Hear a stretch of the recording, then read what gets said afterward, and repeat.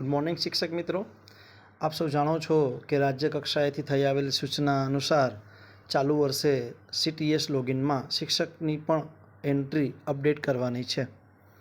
તો આ મુદ્દો નવો હોય જેથી કરીને આજે આપણે વિડીયોના માધ્યમથી શિક્ષકોની એન્ટ્રી કઈ રીતે કરવી, જૂના શિક્ષકોને અપડેટ કઈ રીતે કરવા અને નવા શિક્ષકોની એન્ટ્રી કઈ રીતે કરવી અને તમામ શિક્ષકોને કયો સબ્જેક્ટ કયું ધોરણ ભણાવે છે તેની એન્ટ્રી પણ કઈ રીતે કરવી તે જોઈશું।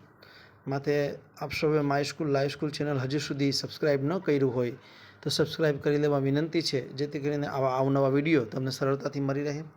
તો હવે આપણે વિડીયો જોઈશું। સૌપ્રથમ આપણે CTSનું લોગિન કરવાનું છે।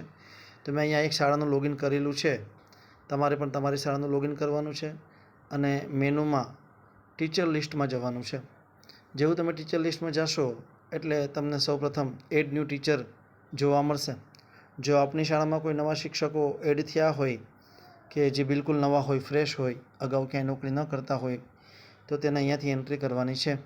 તેમાં તેની તમામ માહિતી છે, નામ છે, જન્મ તારીખ છે, એમના પાન નંબર, મોબાઈલ નંબર, આધાર કાર્ડ નંબર, પછી એમની સર્વિસ ડિટેલ જો હોય તો અગાઉની, ત્યાર પછી તેની ક્વોલિફિકેશન, આ તમામ માહિતી ફિલઅપ કરી અને અહીંથી સેવ આપવાનું છે, જેથી કરીને તે શિક્ષક તમારી શાળામાં એડ થઈ જશે। ત્યાર પછી જોશું તો સેક્શન મેપિંગ છે।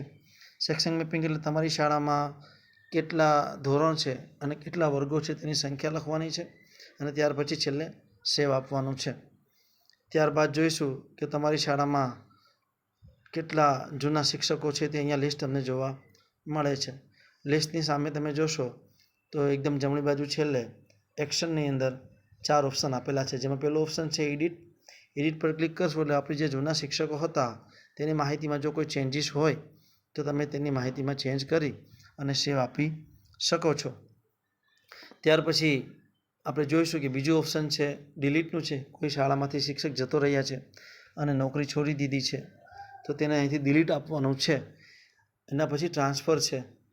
તો ટ્રાન્સફર જોશું તો તમારી શાળામાંથી શિક્ષક કોઈ બીજી શાળામાં ગયા છે અને ત્યાં નોકરી કરે છે તો તે શાળાને તમારે તે તાલુકામાં, જિલ્લામાં શાળા ક્લસ્ટર અને શાળા પસંદ કરી અને તેને ટ્રાન્સફર પણ આપી શકો છો।